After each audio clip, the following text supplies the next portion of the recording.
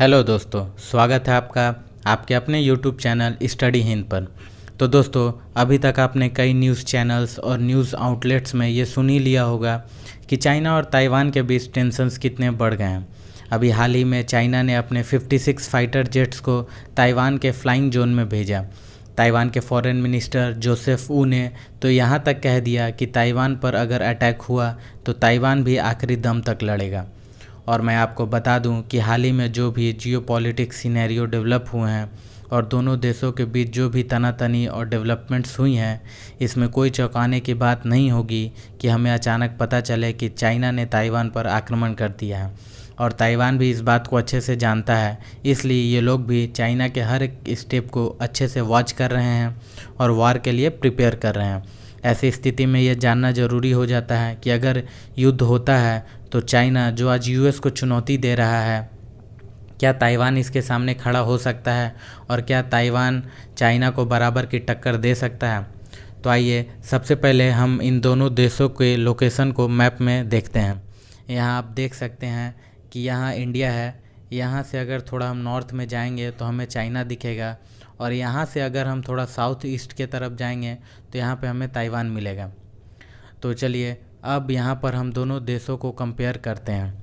यहाँ आप देख पाएंगे कि हमारे पास एक इंडेक्स है, ये है ग्लोबल फायर पावर के द्वारा 2021 का इंडेक्स है। इसमें आप देखेंगे कि चाइना को यहाँ पर 3rd रैंक मिली हुई है। ये जो इंडेक्स प्रकाशित करता है ग्लोबल फायर पावर इंडेक्स, इनके हिसाब से ये हर साल एक लगभग 140 देशों को कंसीडर करते हुए जो भी देश सबसे ज़्यादा मिलिट्री पावर में सक्षम है, स्ट्रॉन्गेस्ट मिलिट्री पावर इनके हिसाब से लगते हैं। ये इसके लिए कई सारे फैक्टर्स को कंसीडर करते हैं, जैसे कि ज्योग्राफी या फिर देशों के लॉजिस्टिक कैपेबिलिटी को। इन सारे फैक्टर्स को देखते ही एक रैंकिंग निकालते हैं और जो भी देश सबसे ज़्यादा सक्षम होता है उसको सबसे ऊपर रखते हैं और क्रम बाय क्रम नीचे आते जाते हैं जो जैसे जैसे देश कमज़ोर होते जाती हैं। तो इस इंडेक्स में हम पाएंगे कि यहाँ पे चाइना को जो रैंकिंग मिली हुई है वो 3rd रैंकिंग है। यहाँ पे हम देखेंगे कि यूएस प्रथम पर है और रसिया दूसरे नंबर पे है, और हमारा भारत जो कि है 4th रैंक के साथ इस लिस्ट में बना है। और यहाँ पर हम थोड़ा स्क्रॉल डाउन करेंगे तो हमें कहीं पर जाकर ताइवान दिखेगा, जिसकी रैंक 22वें नंबर पर है। 22nd रैंक है ताइवान की यहाँ पर। तो इस लिस्ट में हम देखेंगे कि कितना नीचे ताइवान है चाइना से। और यहाँ पर एक और इंडेक्स के बारे में हम बात करना चाहेंगे। ये इंडेक्स है मिलिट्री डायरेक्ट के द्वारा रिलीज़ किया हुआ इंडेक्स है। इसमें हम क्लियरली देखेंगे कि इनके हिसाब से जो सबसे मजबूत और सबसे सक्षम देश है, जिसकी मिलिट्री सबसे पावरफुल है, यहाँ पर चाइना नंबर 1 पर खड़ा है। इनका मानना है कि अगर फुल स्केल वार हुई तो सबसे मजबूत देश जो आज दुनिया में है वो इनके हिसाब से चाइना है, इसीलिए इन्होंने नंबर 1 पर यहाँ पर चाइना को रखा हुआ है। उसके बाद कहीं यूएस और फिर रसिया और फिर इंडिया दिखता है। ये भी जो रैंकिंग निकालते हैं ये भी बहुत सारे फैक्टर्स, लगभग 50 ऐसे फैक्टर्स हैं जिसको कंसीडर करते हैं, like defence budget, nuclear resources और भी कई सारे फैक्टर्स को कंसीडर करते हुए ये रैंकिंग निकालते हैं। यहाँ पर आपको ताइवान नहीं दिखेगा, क्योंकि ये जो रैंकिंग निकालते हैं ये सिर्फ टॉप 10 मिलिट्री पावर को दिखाते हैं, जो सबसे 10 मजबूत देश हैं।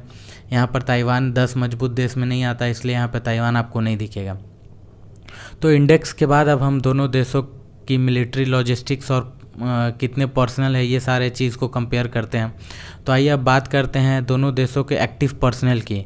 तो यहाँ पर हम पाएंगे कि चाइना यहाँ पर नंबर 1 पर है, जिसके पास 21 लाख एक्टिव पर्सनल है, और कहीं ताइवान जाकर 31वें रैंक पर आता है, जिसके पास लगभग 1.5 लाख के करीब एक्टिव पर्सनल है। ये ऐसे एक्टिव पर्सनल उन्हें कहते हैं कि अगर वार और लाइक सिचुएशन होती है तो ऐसे लोग जो कि तुरंत कहीं भी डिप्लॉय किए जा सकते हैं, जो कि फ्रंट लाइन पर युद्ध करेंगे, जो कि अलर्ट मोड पे रहते हैं हमेशा, उन्हें हम एक्टिव पर्सनल बोलते हैं। बात करें रिज़र्व पर्सनल की तो उसमें ताइवान आगे है, जहां ताइवान की रिज़र्व पर्सनल की संख्या लगभग 16.5 लाख है। वहीं चाइना के रिज़र्व पर्सनल की संख्या की आंकड़ा लगभग 5 लाख के करीब है। बात करें पैरामिलिट्री फोर्सेस की तो यहाँ चाइना की रैंक 8th है with almost 6.5 lakh paramilitary forces, और ताइवान यहाँ पर 11,000 फोर्स के साथ लगभग 46वें रैंक पर है। मिलिट्री पर्सनल के बाद अगर बात करें हम डिफेंस बजट की, तो यहाँ चाइना विश्व में दूसरा सबसे बड़ा डिफेंस बजट अपने मिलिट्री पर रेज करने वाला है। बात करें बजट की, तो चाइना लगभग 178 बिलियन US डॉलर खर्च करता है अपने मिलिट्री पर, वहीं ताइवान मात्र 1300 करोड़ खर्च करता है। दोनों देशों के पास पड़े फॉरेन रिजर्व की बात करें तो हम पाएंगे कि चाइना यहाँ नंबर 1 के साथ लगभग 3 ट्रिलियन US डॉलर रिजर्व रखे हुए हैं और ताइवान के पास लगभग 450 बिलियन US डॉलर है। अब अगर बात करें हम दोनों देशों के एयर पावर की, तो देखेंगे कि चाइना के पास टोटल एयरक्राफ्ट की संख्या लगभग 3200 है और वहीं ताइवान के पास एयरक्राफ्ट की संख्या 750 के लगभग है। अब अगर हम देखें फाइटर एयरक्राफ्ट्स की, तो चाइना के पास टोटल 1200 फाइटर एयरक्राफ्ट हैं और वहीं ताइवान के पास सिर्फ 300 के लगभग फाइटर एयरक्राफ्ट की संख्या है। दोनों देशों के पास अटैक हेलीकॉप्टर्स की संख्या देखें तो जहां चाइना के पास 400 के करीब अटैक हेलीकॉप्टर्स हैं, वहीं ताइवान के पास इनकी संख्या 90 के आसपास है। चर्चा करें दोनों देशों के लैंड पावर की, तो यहाँ चाइना के पास टैंकों की जो संख्या है वो लगभग 3200 है, वहीं ताइवान के पास लगभग 1160 टैंक है। चाइना के पास वहीं 35,000 के लगभग आर्मर्ड व्हीकल है, तो वहीं ताइवान के पास इसकी संख्या 8,750 के करीब है। मोबाइल रॉकेट प्रोजेक्टर्स की बात करें तो चाइना के पास जहां 2200 के करीब रॉकेट प्रोजेक्टर्स हैं, वहीं ताइवान के पास इनकी संख्या 115 है। मोबाइल रॉकेट लॉन्चर्स ऐसे लॉन्चर्स होते हैं जिन्हें हम युद्ध के दौरान कहीं भी ले जा सके और खड़े करके उससे रॉकेट लॉन्च कर सकते हैं। ये युद्ध के समय बहुत क्रूशियल रोल निभाते हैं। अब अगर हम बात करें नेवल पावर की, तो आपको बता दें मिलिट्री डायरेक्ट जो इंडेक्स था जिसके बारे में हमने पीछे चर्चा की थी, उसके हिसाब से अगर चाइना को नंबर 1 के रैंकिंग पर रखा गया था तो उसका सबसे बड़ा कारण चाइना की नेवल पावर है। चाइना की नेवल पावर विश्व में सबसे सुप्रीमेसी हासिल की हुई है।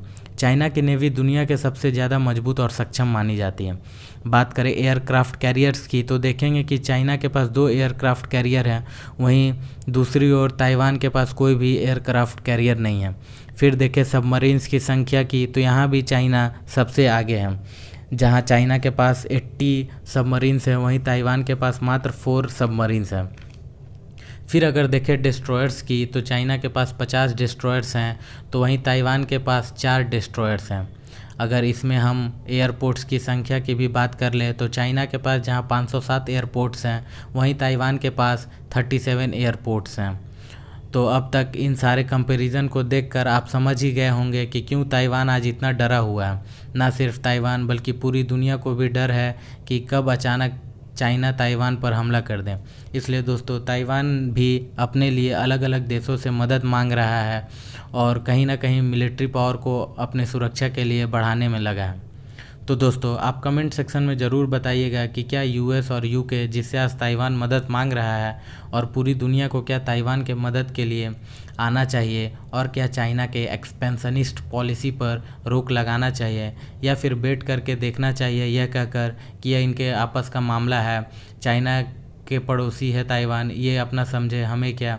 अगर ऐसा कुछ सिचुएशन है तो क्या वेट करके सारी दुनिया को देखना चाहिए या बीच में आके रोकथाम करना चाहिए? लिखिएगा ज़रूर दोस्तों। नमस्कार, धन्यवाद।